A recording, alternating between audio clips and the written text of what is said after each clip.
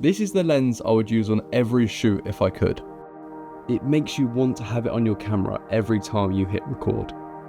It makes the image feel alive.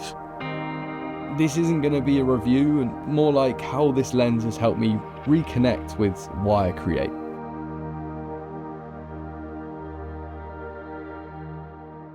So, the Blazar Remus 35mm Anamorphic.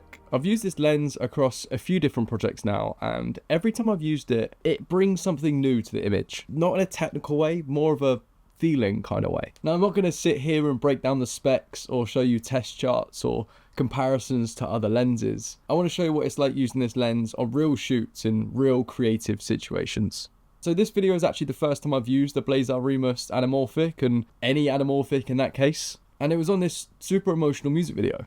We kept the setup simple, we only used natural light, it was a super raw and an emotional music video, so I needed a lens that could bring that visually. So I was using it on the Sony FX3, and as soon as I got that first frame lined up, I immediately thought, holy shit, this is cool. The blur that's on the top and bottom of the frame, the softness of the edges, it all just feels so dreamy. And I've been looking for a lens that gives this look, and I've been blown away by this. In this instance, this lens made a basic setup feel like had more depth and character. I didn't need perfection, I needed texture, and this lens delivered. One thing that did completely blow me away, and I kind of knew, obviously, because it's an anamorphic lens and I researched the hell out of this lens, but the flares still blew me away. Now, I got the silver flare version. I believe you can get a blue and orange flare, I think. And I went for silver because I like to play around with my color grades. And with the silver flare, depending on how you grade your footage, you can really blend what color you get out of that silver flare, because it's essentially white and is embedded into your footage. And if you change your footage from a cooler color to a warm color, that white will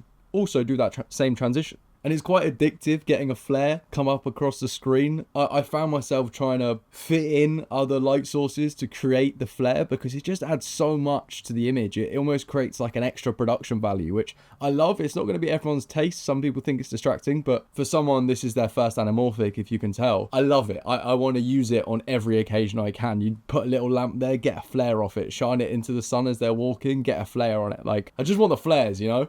Then there was this project that we shot in the mountains of the Lake District. The landscape was already stunning, but this lens made it feel massive. That 2.35x1 squeeze makes the frame look massive and super cinematic while still bringing the subject out beautifully. This is the first time I've used that ratio, and I'm kind of addicted to it. Before the FX3, I was using a Blackmagic, so I had to build out this huge rig with a focus wheel, a big monitor, side handles, NATO rails with a big battery because the Blackmagic battery life is awful. And ever since I got the FX3, I've become somewhat lazy with just using the eye tracking focus. Because it's so good and I was so used to using manual focus, I was so happy that I could just turn the camera on with this small little body and shoot whatever I wanted. But getting this lens now, because it's there's no autofocus, it's all manual, it's made me build out a rig again with a follow focus wheel, and I've missed it. I've missed having that camera in my hands, that heavy camera where I can move and have that beautiful handheld footage, and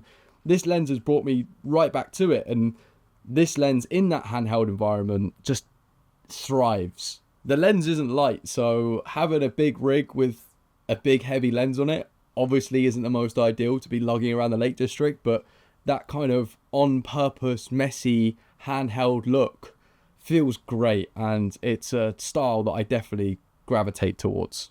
I even took the rig apart and put it on a little suction mount and attached it to a car, so it still is versatile.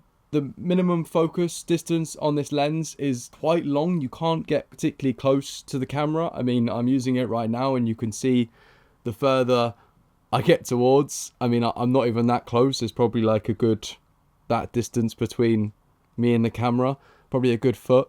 I mean, I don't know my distances that way, but maybe 2 foot away from the camera, you're in focus. So that's definitely something to think about. But I know you can get around this by using diopters, which I have yet to try out, and I'm sure I'll try them out in a video in the future, but you can get around that quite easily. And look, this lens isn't perfect. It's quite heavy. It's fully manual.